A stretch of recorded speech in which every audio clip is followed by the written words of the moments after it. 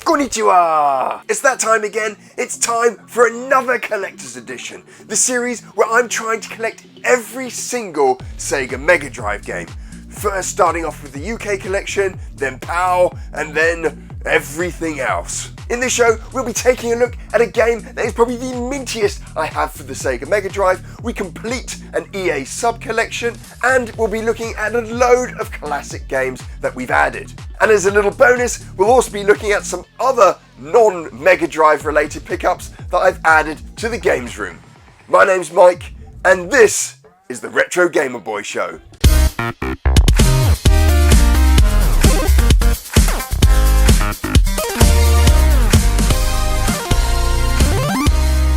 Before we get into this week's show, I just want to say a big thank you to everyone that's joined and stayed with the Retro Gamer Boy Show. It's awesome to have this community to lean on and to talk about retro games with. Also, I want to say a big thank you to all of those people that have snatched up a Pixel Perfect t-shirt.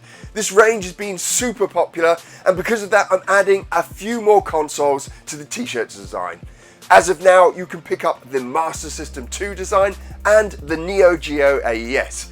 And in a couple of weeks' time, I'll also be adding the Sega Saturn. Do you know, I love collecting for the Sega Mega Drive. And often I'll sit on the floor here or on my chair over there and just stare at the collection that I'm building. It's amazing just to look at this wall of Sega Mega Drive games that I've got over here. It's just so pleasing to see physical games. And so this week we're going to be looking at about 11 games that I've added to the collection. There's some absolutely stunning ones in there, and like I said in the intro, there is a mint game in there. Pretty mint. The mintiest I've ever got for the Sega Mega Drive.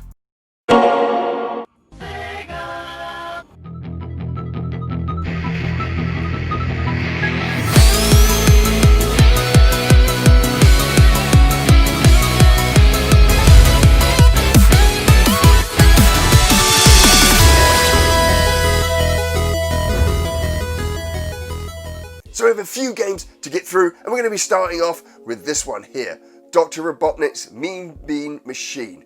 And I loved this game back in the day. It was such an awesome puzzle game. It was a nice spin on columns, and I loved the storyline and the visuals that went along with it. Now this game is actually a reskin of another. I can't remember which one it is. If you remember, make sure you stick it in the comments below. But this one is in great condition, and it's awesome to have that back in the collection. Afterburner 2. Now I never had this when I was a kid. I always wanted it because it was out in the arcades, and I love playing it in the arcades. An old school arcade game, pretty simple but still a lot of fun, and it's good to have this classic in the Mega Drive collection. The first of the EA classics, I was missing two. This is the first one here. It's Lotus Challenge. And completing the EA sub-collection for classics, it was Desert Strike. And when I got this earlier this week, I plugged it in just to make sure everything worked and ended up playing it for 2 hours. This game is just so good. I love it. I always forget how brilliant it is. If you've got Desert Strike and a Mega Drive or a SNES, plug it in and give yourself an hour or two just playing with this absolute classic. Alien Storm. Now I had this back in the day, but I'd forgotten how great it was. The visuals, considering it was one of the first generation games, were stunning, and it's an excellent port from the arcade game. Now it doesn't follow the arcade game exactly. It's slightly different in the level layout, but the mechanics are pretty much the same. And the visuals are brilliant for the Sega Mega Drive, especially considering how early on in the Mega Drive's life cycle that this game was published. Rolling Thunder 2. Now I don't know anything about this game. I've plugged it in, I've played about half an hour of it. It seems it's an action platformer, and I actually quite enjoyed it. Visuals are relatively nice. There's some nice mechanics in there where enemies will come out of different doors. You can go into different rooms as well, but essentially you're moving left to right, taking out bad guys. But I need to spend a little bit more time with Rolling Thunder 2. But yeah, a game I had no idea existed on the Mega Drive. Tribes 2, this completes my Lemmings series, and I loved Lemmings back in the day. Super Street Fighter 2. Yep, this is Super Street Fighter 2. This is the second release that came out on the Sega Mega Drive. Now, I believe there's also a blue spine version of the game, which may have been a re-release. If that's wrong, correct me. But I'm pretty sure there's a blue spine version of this. I will probably get it. I know I said I probably wouldn't get duplicates of covers, but I'm a sucker. But it is in great condition. Ottifunt. Now I think this is a German cartoon, but obviously they made a game that's in English. The visuals in this are actually pretty damn good. And I haven't spent a lot of time with it. I've got to go in there and play a little bit more of the game. But again, a brilliant condition game here. Almost pristine. Brutal Paws of Fury. Now this is a beat 'em up, well not a beat 'em up, a fighter rather. And it's not everyone's cup of tea. Essentially what you have to do is build up your warrior as you take them through different combat situations or different fights. Again, another pristine looking game here. Awesome to have this in the collection. Like I said, it's not everyone's cup of tea, especially when you consider something like Street Fighter over here. But it's a game that I enjoy, and you do have to put some hours in here to get the most out of Brutal. The Lawnmower Man. Oh my god.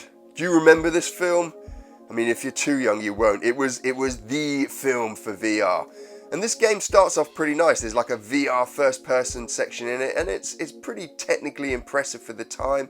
It goes into a side scroller, and there's some other game modes in there. I haven't explored it much. I didn't get it when I was a kid.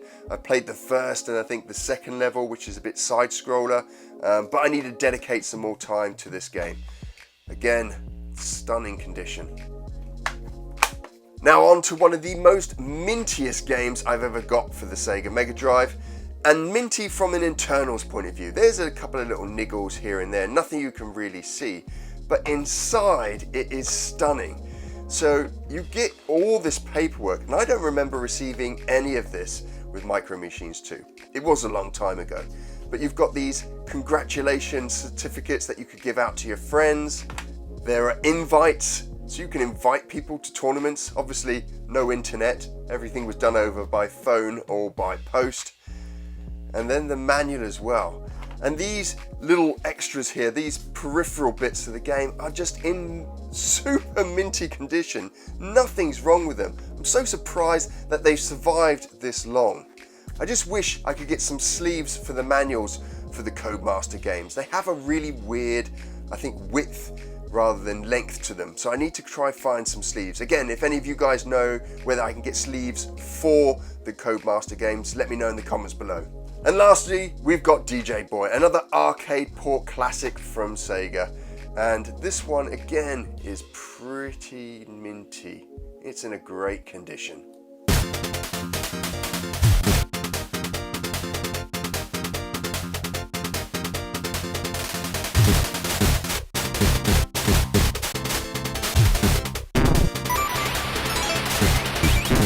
So we've got a stack of Sega Mega Drive games here. It makes me so happy to pick up these games. I've played all of these. I'm going to play a few more of them. There's a couple that I definitely want to complete here.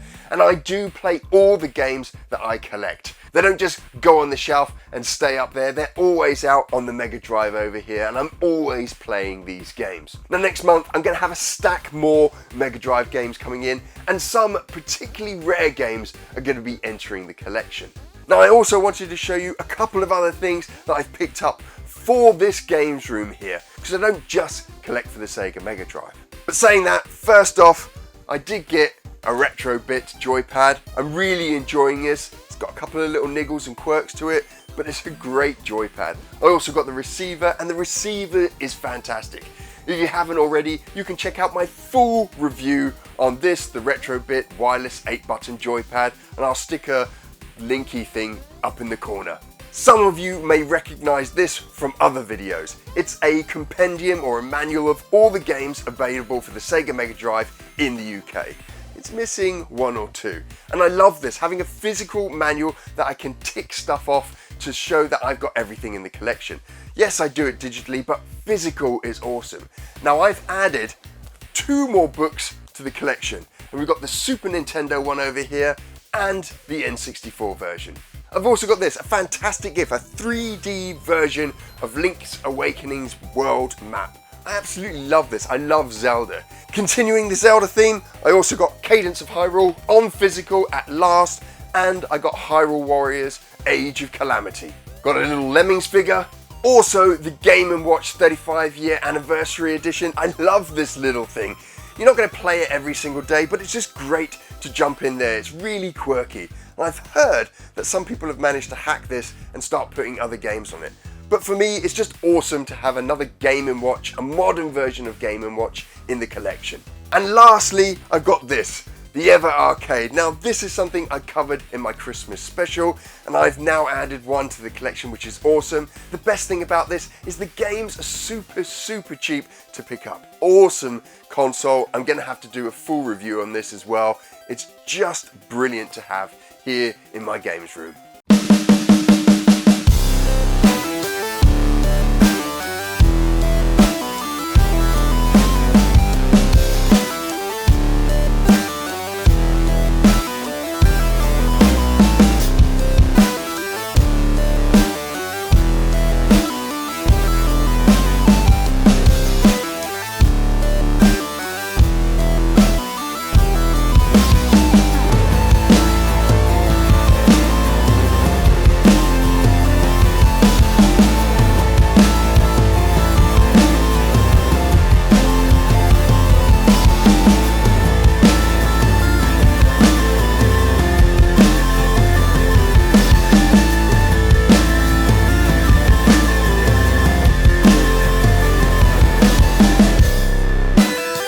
So that's another successful collector's edition. I can't wait until next month. The games that I've got coming, oh my god, there are some classics in there. I just want to thank Andy again. He's the guy who's currently keeping me fueled up with Sega Mega Drives. It's amazing that he's willing to sell some of his collection to me.